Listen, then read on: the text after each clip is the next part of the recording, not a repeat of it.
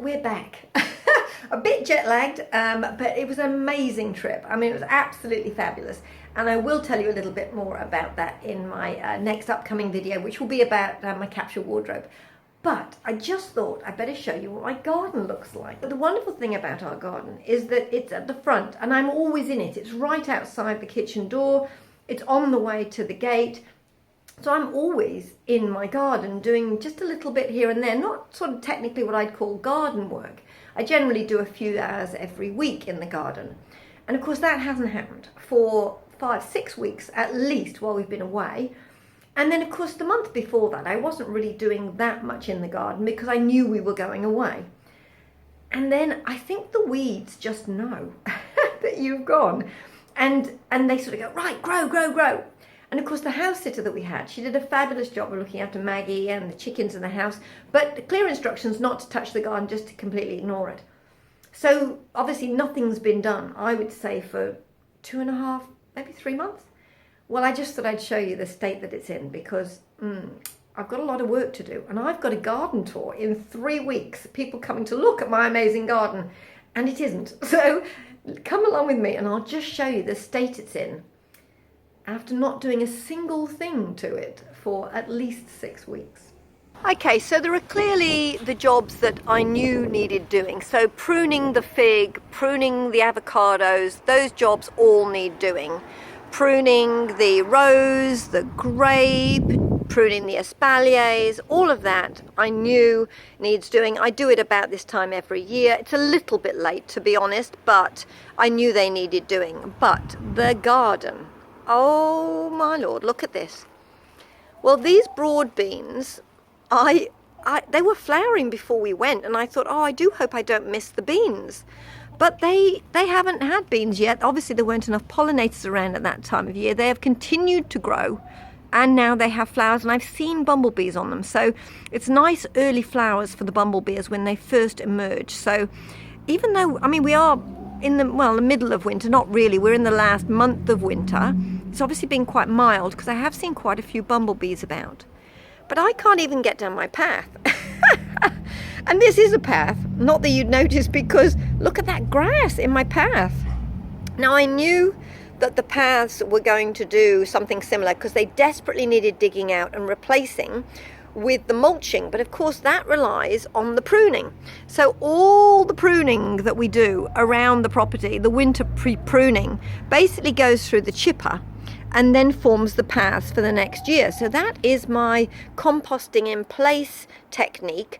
I'll put a link to the video here where I go through all the different ways I compost in my tiny garden.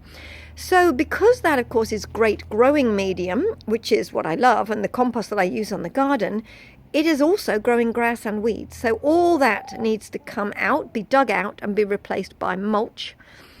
And then the garden really is just, yeah, well, we've obviously had some wind. Now normally I would, if we had wind, I would rush out and stake all these things and make sure they stand upright. But as you can see, all the Cavolo Nero, that one and that one, there's some more around here. They're all at very jaunty angles and haven't been supported at all. You can see I have masses of oxalis all going to flower there. I generally don't let my oxalis go to flower, so obviously there's a bit more oxalis in my future. I've got obviously a brassica of some description there, has not got very tall and gone straight to flower. So I've got carrots going to seed, I've got weeds in between everything. Yeah, there's a lot going on in this garden, a lot.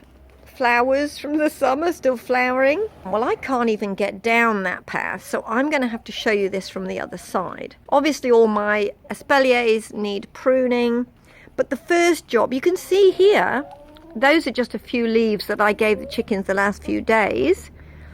But you can see now my usually very healthy compost pile is flat.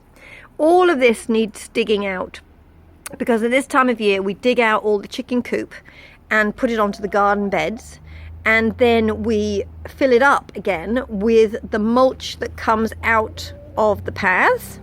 So those paths, all that mulch through there will go into the chicken coop. They will pick through it, pick all the weed seeds out and eat all those bits of grass, and then once it's been through the chickens and they've added their special ingredient, again it will come onto the garden. So that'll take a few more weeks. The paths all have weeds growing through them, which, you know, usually as I pull it out as I go along. But yeah, we do have weeds, and we have grass coming up through the hogging, and usually I pull this out as I see it.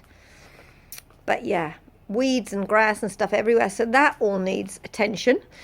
I can just about get up this path, but again, craziness. Look, that brassica has fallen over. That one's huge. We did come back to lovely sprouting broccoli, all ready to eat, so that's nice. I've got some brassicas coming on here, and oh dear, crazy. There's some chard there that should come out. Some carrots going to seed. Let's see if I can fight my way down here. Again, grass everywhere. My look at this. This is my brick circle. Because nobody's walked up here, I think. Nobody's been up here, so essentially the grass has just taken over, taken root in this lovely new compost, and the brick circle the same. So yeah, coming through here, those are some younger broad beans. I just sowed those seeds before I went, so good that they've germinated and they're coming up. But yes, I've got some carrots going to seed. Purple sprouting, I mean, look, fabulous harvest of purple sprouting just in time, so we're really enjoying that at the moment. We were harvesting that one down there. Obviously the husband's not been up here to harvest this one yet because he didn't fight his way up through the weedy path. Okay, oh look at these massive great weeds. Look at the size of that thing, coming on strong. Oh, and lots of flowering weeds. I will regret that later on, but hey, that's life. Obviously my courgettes have finished. Those are my peas that we were eating before we went. They have finished. Oh look, although it's got a flower. Yeah, more oxalis flower. Crazy. Okay, so grass through the terrace. Those potatoes have finished and need eating. And these, oh look, I haven't earthed up my potatoes. Those tubs need earthing up desperately, so I'll do that today because those potatoes are in full swing. Look at those, more weeds over there. The grape needs pruning for the year before it starts to bud up. And the neighbour's foliage certainly needs some work because it just, yeah, they've got a bit of a jungle over there and it does come over our side. So I need to get up there, pull all that out. The elderberry needs pruning back. Oh look, that's all blown apart there, so that needs covering up. Yes, a lot of tidying. Look at this garden. Oh my lord. I was in two minds as to whether to show you the disaster. I've still got the rambacante on the top, which I didn't get down before we went. All the summer crops have finished totally. The hanging baskets are full of weeds. This is what my garden looks like if I don't do anything to it for 2.5, 3 months. I don't think it'll take that much effort to get it back into shape. That's one of the wonderful things about having a small garden like this. It's highly productive, but it doesn't take that long to get it sorted. But anyway, I have a promise from the husband for an hour's hard labour to dig out the chicken coop compost, and then I can start to move things around. But yeah, yes, amazing how it all grows when you're not watching.